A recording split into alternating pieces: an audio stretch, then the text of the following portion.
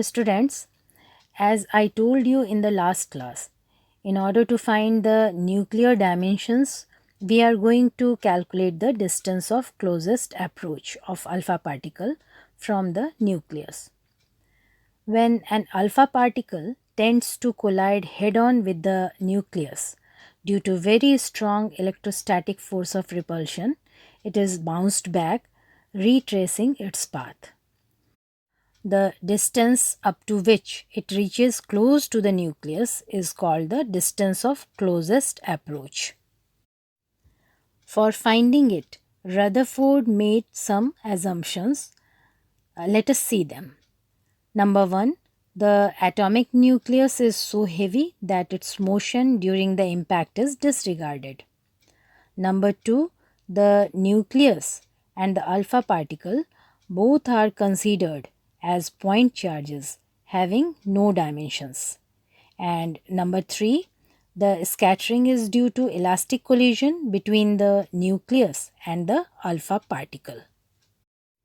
With these assumptions, let us consider an alpha particle of mass m moving directly towards a nucleus with a velocity v. Due to Coulombian repulsive force between nucleus and alpha particle, the kinetic energy of alpha particle goes on decreasing, and in turn potential energy goes on increasing. At a certain distance r naught from the nucleus, the alpha particle stops when its kinetic energy is 0, and it cannot go close to the nucleus due to repulsion. Then it retraces its path, turning through 180 degree. At this distance, which is called the distance of closest approach, the total kinetic energy is converted into potential energy.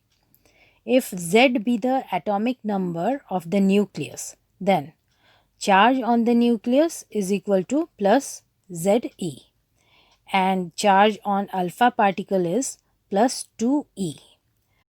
Now the potential energy of alpha particle at distance of closest approach r naught is 1 by 4 pi epsilon naught Ze into 2e divided by r naught, which is on account of loss of kinetic energy. Therefore, half mv square is equal to 1 by 4 pi epsilon naught Ze into 2e by r naught, or r naught is equal to 1 by 4 pi epsilon naught Ze into 2e by half mv square. Finally, r naught is equal to 1 by 4 pi epsilon naught 4 Ze square by mv square. From this expression, by substituting the values of the terms, we find the distance of closest approach r naught being of the order of 10 to the power minus 14 meter. For gold, the value of r naught is 4.13 into 10 to the power minus 14 meter. So the radius of the nucleus must be less than the calculated value of r naught, and hence the radius of nucleus is of the order of 10 to the power minus 15 meter, which is called Fermi. So 1 Fermi is equal to 10 to the power minus 15 meter. Now we can summarize the Rutherford's model of the atom, the postulates of which are: number 1, all the positive charges and nearly entire mass of the atom is concentrated in a very small volume called the nucleus of the atom. The radius of nucleus is about 10 to the power minus 4 of the atomic radius. Number 2, electrons are distributed around the nucleus and there is a lot of empty space in the atom. Number 3, the atom is electrically neutral since the positive charge in the nucleus is equal to the negative charge on the electrons. Number 4, the electrons are not stationary. Otherwise, they would have been pulled into the nucleus due to electrostatic force of attraction. Rutherford proposed that electrons revolve around the nucleus continuously, and the necessary centripetal force is provided by the electrostatic force of attraction. Let us now view the success and drawbacks of the Rutherford's model of atom. First, the success of Rutherford's model. The Rutherford's model successfully explains the large angle scattering of alpha particle through thin foil. The model also justifies the classification of elements in the periodic table on the basis of their atomic number instead of atomic weight. Now, the limitations or drawbacks of the Rutherford's model. According to classical electromagnetic theory, a charged particle in accelerated motion radiates energy in the form of electromagnetic radiation. Due to continuous emission of radiation, the electron should lose energy in each cycle, and following a spiral path, it should ultimately fall into the nucleus, indicating collapse of atomic structure. But in contrary, the atom is a stable structure. Rutherford model could not explain the stability of the atom. Rutherford's model suggests that an atom should have continuous radiation spectrum, but the experiments show that the spectrum of an atom is a series of sharp lines. After failure of Rutherford's model, Niels Bohr proposed a new model of atom applying quantum theory of radiation, which was developed by Max Planck and Einstein. The postulates of Bohr's model are: number 1, an atom consists of a very tiny positively charged nucleus where entire mass of the atom is concentrated.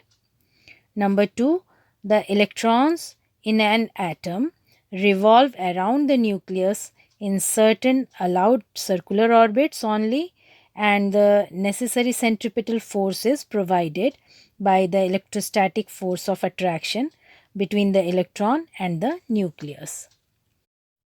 Number 3, an electron can revolve only in those orbits the angular momentum for which is an integral multiple of h by 2 pi, where h is the Planck's constant, the value of which you already know is 6.626 into 10 to the power minus 34 joule second.